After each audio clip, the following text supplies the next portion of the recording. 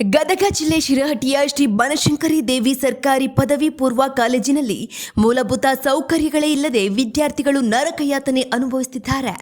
2021-22ರಲ್ಲಿ ಉದ್ಯೋಗ ಖಾತ್ರಿ ಯೋಜನೆಯಡಿಯಲ್ಲಿ ಕಟ್ಟಿಸಿದ ಶೌಚಾಲಯಗಳು ಇಂದು ಬಾಗಿಲುಗಳು ಇಲ್ಲದೆ ನಿರ್ವಹಣೆ ಇಲ್ಲದೆ ಸಂಪೂರ್ಣ ಹಾಳಾಗಿ ನಾರುತ್ತಿವೆ. ಶೌಚಾಲಯದ ಮುಂದೆ ಮುಳ್ಳಿನ ಕಂಟಿಗಳು ಬೆಳೆದು ನಿಂತಿದ್ರು. ಪ್ರಾಂಶುಪಾಲರು ಹಾಗೂ ಉಪನ್ಯಾಸಕರು ಮಾತ್ರ ಕಣ್ಮುಚ್ಚಿ ಕುಳಿತಿರುವುದು ವಿದ್ಯಾರ್ಥಿಗಳ ಆಕ್ರೋಶಕ್ಕೆ ಕಾರಣವಾಗಿದೆ. ಇದು ನೇರವಾಗಿ ಮಕ್ಕಳ ಆರೋಗ್ಯ ಮತ್ತು ಶಿಕ್ಷಣದ ಮೇಲೆ ಪರಿಣಾಮ ಬೀರುತ್ತಿದ್ದು, ಕೂಡಲೇ ಸಂಬಂಧಪಟ್ಟ ಅಧಿಕಾರಿಗಳು ಎಚ್ಚೆತ್ತು ಶೌಚಾಲಯಗಳನ್ನು ದುರಸ್ತಿಗೊಳಿಸಬೇಕು, ಇಲ್ಲದಿದ್ದರೆ ಉಗ್ರ ಹೋರಾಟ ಅನಿವಾರ್ಯ ಎಂಬ ಎಚ್ಚರಿಕೆ ಕೇಳಿಬಂದಿದೆ. ನಮ್ಮ ಕಾಲೇಜ್ನಾಗ ಮೂಲಭೂತ ಸೌಕರ್ಯದ ಒಂದು ಕೊರತೆ ಐತಿ. ಅಲ್ಲಿ ವಾಶ್ರೂಮ್ ಕಟ್ಟ್ಯಾರ, ಅದಕ್ಕೆ ನೆಟ್ಟಾಗ ಬಾಕ್ಲಿದ್ದಿದ್ದಿಲ್ಲ, ಅದಕ್ಕೆ ನೀರಿನ ಸೌಕರ್ಯ ಇಲ್ಲ. ಅಲ್ಲಿ ಲೇಡೀಸ್ ವಾಶ್ರೂಮ್ಗೆ ಹೋಗ್ಬೇಕಂದ್ರೆ ನೆಟ್ಟಾಗ ಸೌಕರ್ಯ ಇಲ್ಲ. ವಾಪಸ್ ಹೈಸ್ಕೂಲ್ಗೆಲ್ಲ ಹೋಗಿ ನಾವು ವಾಶ್ರೂಮ್ಗೆ ಹೋಗಿ ಬರ್ತೀವಿ. ಇಲ್ಲಿ ಅಷ್ಟೊತ್ತನಗೆ ಕ್ಲಾಸ್ ಎಲ್ಲ ಮಿಸ್ ಆಕ್ಕವು.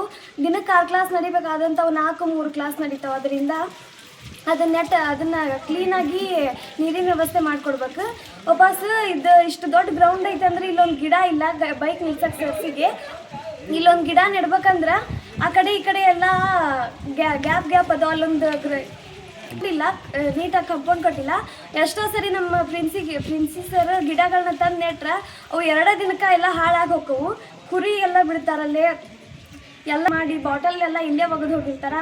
ಅದಕ್ಕೊಂದು ನೀಟಾಗಿ ಗೇಟ್ ಇಲ್ಲ ನಮ್ಮ ಕಾಲೇಜ್ಗೆ. ಹಾಗಾಗಿ ಹಿಂದಿನ 2 ದಾರಿಗಳನ್ನ ಮುಚ್ಚಿಸ್ಬೇಕು. ನಮ್ಮ ಕಾಲೇಜ್ಗೆ ಒಂದು ಗೇಟ್ ಮಾಡಿಕೊಡ್ಬೇಕು. ವಾಪಸ್ ನಮ್ಗೆ ಶೌಚಾಲಯಕ್ಕೆ ನೀರಿನ ವ್ಯವಸ್ಥೆ ಮಾಡಿಕೊಡ್ಬೇಕು.